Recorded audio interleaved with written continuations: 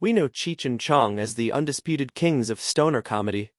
The hazy punchlines, the perfect comic chemistry, the counterculture films that somehow kept getting more absurd and more beloved at the same time.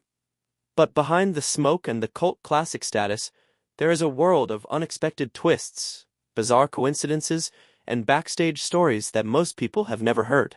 And in 2025, with cannabis now legal in more American states than ever, and a full-blown Cheech and Chong cultural renaissance quietly underway, new merchandise lines, documentary interest, and a fan base that spans 3 generations. The real story of how these two actually came together feels more worth telling than it ever has. Because this is not the sanitized version. Stick around until the end, because we are saving the most surprising fact for last. How they actually met. The origin story of Cheech and Chong is one of those real-life moments that feels almost too strange to be true, and the fact that it started in a topless bar in Vancouver only adds to the bizarre brilliance of it all. Richard Cheech Marin and Tommy Chong could not have come from more different worlds. Cheech was born in South Los Angeles, the son of a police officer, and had enrolled at California State University Northridge with ambitions that had nothing to do with comedy. He was studying pottery, kilns, clay wheels. Standing ovations were not part of the plan. But the late 1960s were a chaotic time for young American men. The Vietnam War draft cast a shadow over every decision, and when faced with the possibility of being shipped overseas to fight a war he did not believe in, Cheech made a decision that changed everything. He fled to Canada. "I didn't want to get killed in Vietnam," he would later say. Plain and simple. That choice planted him in Vancouver at precisely the right moment, though he had no way of knowing it yet. Living in a new country without a clear plan, Cheech took whatever work he could find. He drove trucks, he unloaded carpets, he kept working on his pottery. Then one night, looking for any job that could keep him afloat, he walked into a local club. Destiny, as it turned out, was waiting inside. Tommy Chong's path to that same room had been equally unconventional.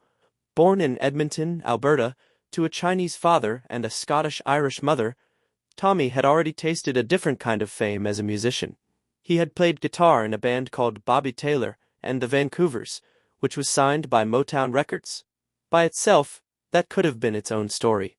But by the early 1970s, Tommy had moved on from music and was running a topless bar in Vancouver's Chinatown called the Shanghai Junk. And being Tommy, he did not want to run just any topless bar. He blended burlesque with performance art, turning the Shanghai Junk into part strip club, part improv theater. He called his sketch group City Works, and they performed comedy between the dancers' routines. So one night in 1970, Cheech walked through the door looking for a job. Any job. Tommy saw something in him immediately. Maybe it was his timing, maybe his energy.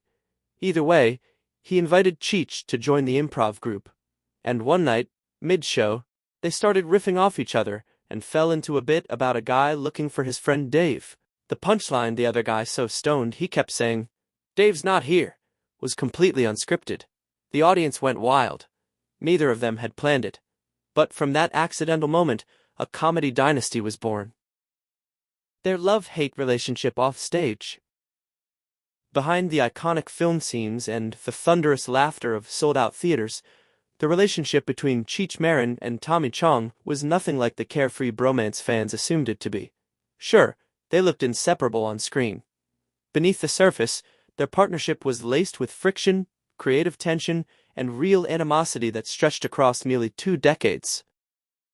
In his memoir, Cheech described their connection not as a friendship, but as a brotherhood, and not the warm, sentimental kind.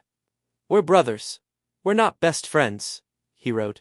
They could argue with alarming intensity in one moment, and then deliver a flawless comedy routine in the next, as if nothing had happened. Cheech compared their working relationship to the way pearls are formed, an irritation inside the shell that, under sustained pressure, produces something beautiful. The creative fault lines became most visible around the directorial credit on their films. While both were credited as writers across all 6 of their major films from 1978 to 1984, Tommy Chong directed 4 of them. For Cheech, this was not a minor bookkeeping detail. It became, in his own words, a very touchy thing. He felt his creative contributions were being minimized, and when Chong bluntly stated in a documentary that Cheech had never really earned the director title, Cheech shot back immediately. "That's a lie. I directed just as much as you did." The final break came in 1985. Cheech wanted Chong to help record his song, Born in East LA. Chong refused. That refusal ended 17 years of partnership. Cheech made the song and the film on his own, and both were critical and commercial successes. But underneath that success was a rupture that had finally broken open completely. Years later, with some distance and what sounded like genuine humility, Chong admitted the collapse was probably his fault. He had become, by his own description, something of a megalomaniac. Directing had given him a taste of authority he found difficult to relinquish. "Your words, God," he said, describing the trap he had fallen into. In 2025, both men are in their 80s, and the reunions and joint interviews that have continued sporadically still carry an edge that their most devoted fans recognize instantly. The chemistry is still there. So is the friction. Some things, it turns out, do not fully resolve. They just become part of the mythology. They were almost in a Friday the 13th movie. Here is where things get genuinely strange. Cheech and Chong were nearly cast in a Friday the 13th film. Not as victims, as themselves.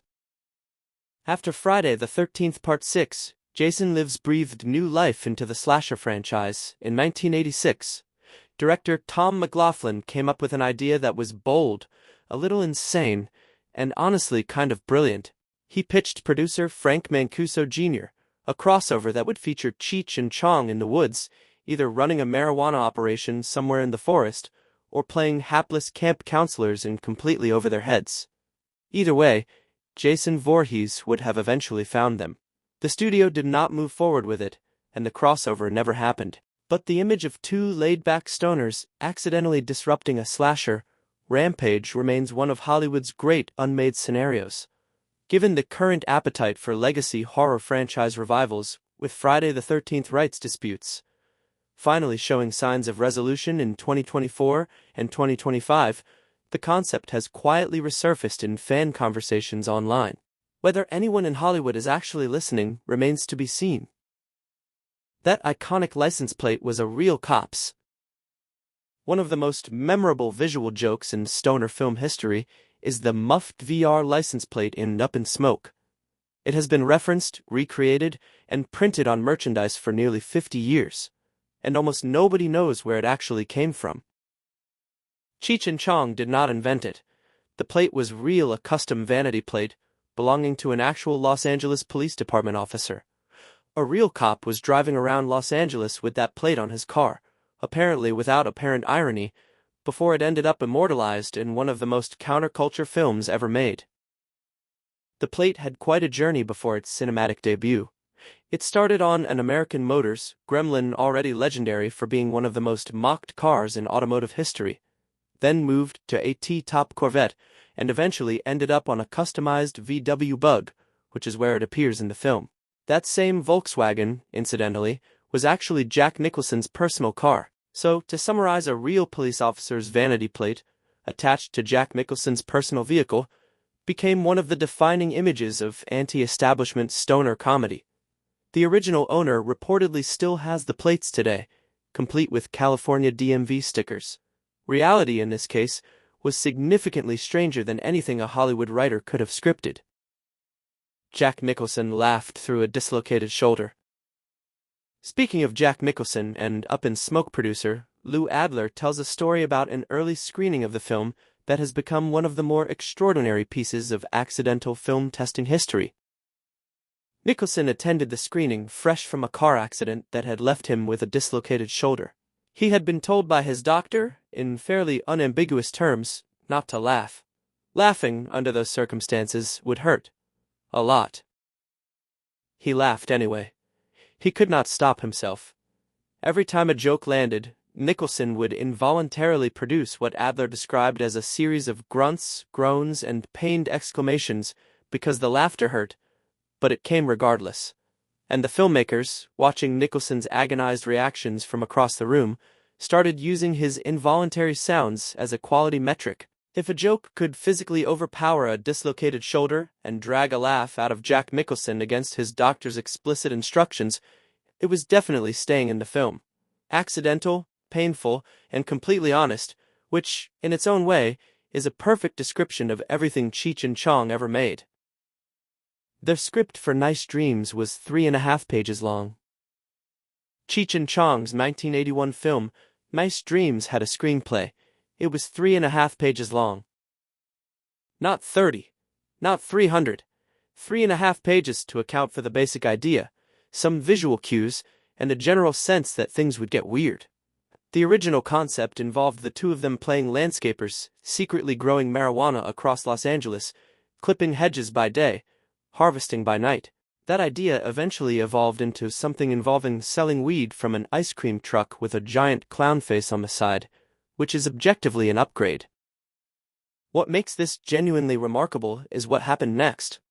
Despite the near non-existent written foundation, the physical comedy and visual gags in Nice Dreams were storyboarded with meticulous precision. Every chase scene, every pratfall, every slapstick moment was pre-planned and choreographed in detail. The film that looks completely loose and chaotic on screen was, behind the scenes, carefully constructed. Cheech and Chong understood something that a lot of filmmakers miss: the most convincing spontaneity is usually the most carefully prepared. The 3.5-page script was not laziness. It was a deliberate choice to leave room for the physical work to carry the film, which it did. What Cheech and Chong actually built. Labeling Cheech and Chong as stoner comedians misses the point almost entirely. Cheech Marin voiced Bonsai in The Lion King and Ramon across the Cars franchise. He built one of the most significant private collections of Chicano art in the United States, a collection that has now toured major museums and generated serious critical attention. Tommy Chong's arrest and prosecution for selling glass pipes, documented in the film, aka Tommy Chong, became a genuine flashpoint in conversations about selective enforcement and a war on drugs, conversations that feel more relevant now than they did when the film was made. Both men stepped into voice, acting, activism, documentary filmmaking, and, in 2010, professional wrestling when they guest-hosted WWE Raw to promote their Get It Legal tour and got involved in a segment involving a wrestler's suspicious herbal tea. They made themselves at home in every room they walked into, regardless of how little sense it made on paper. What their real story shows: the draft, dodging that planted Cheech in Vancouver, the topless bar improv theater that gave them a stage, the accidental "Dave's not here" routine, the bitter creative battles, the solo years, the reunions that never quite settled the old tensions, is that their comedy was always a byproduct of something larger. Two very different people, from very different worlds, who found each other in the most unlikely room, and discovered that the friction between them could, under the right conditions, produce something that audiences could not stop watching. That is not a stoner comedy origin story. That is just a genuinely strange and human one. And the smoke, it turns out, was always the least interesting part.